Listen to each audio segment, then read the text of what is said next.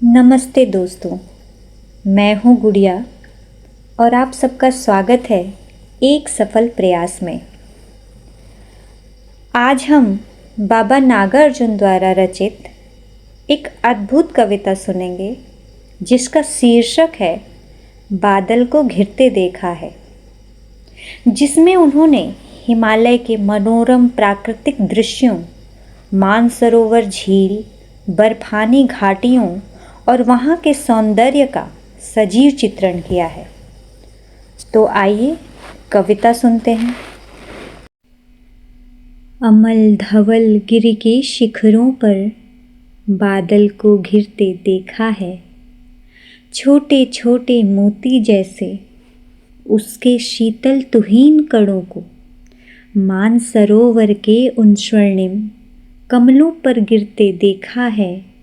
बादल को घिरते देखा है। तुंग हिमालय के कंधों पर छोटी बड़ी कई झीलें हैं, उनके श्यामल नील सलिल में समतल देशों से आकर पावस की उमस से आकुल तिक्त मधुर विषतंतु खोजते हंसों को तिरते देखा है, बादल को घिरते देखा है। ऋतु वसंत का सुप्रभात था, मंद मंद था अनिल बह रहा, बालारुण की मृदु किरणें थीं, अगल बगल स्वर्णाभ शिखर थे। एक दूसरे से विरहित हो अलग अलग रहकर ही जिनको सारी रात बितानी होती, निशा काल से चिर अभिशापित बेबस उस चकवा चकई का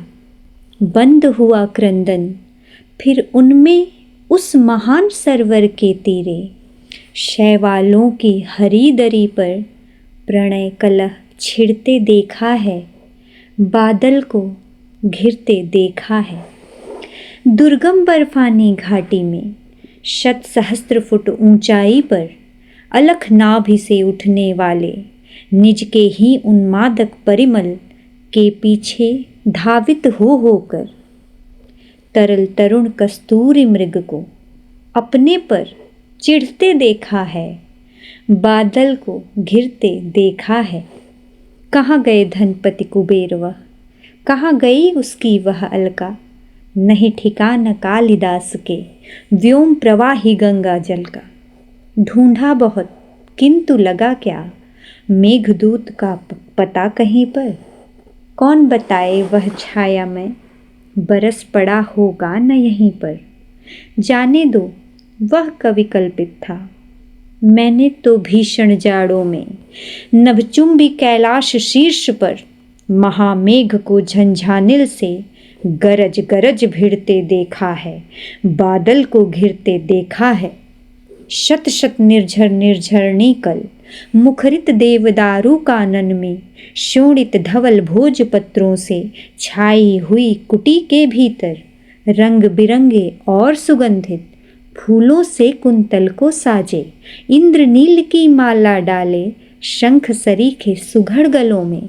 कानों में कुवलय लटकाए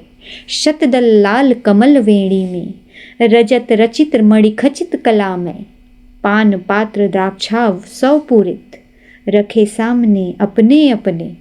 लोहित चंदन की त्रिपटी पर नरम निदाग बाल कस्तूरी,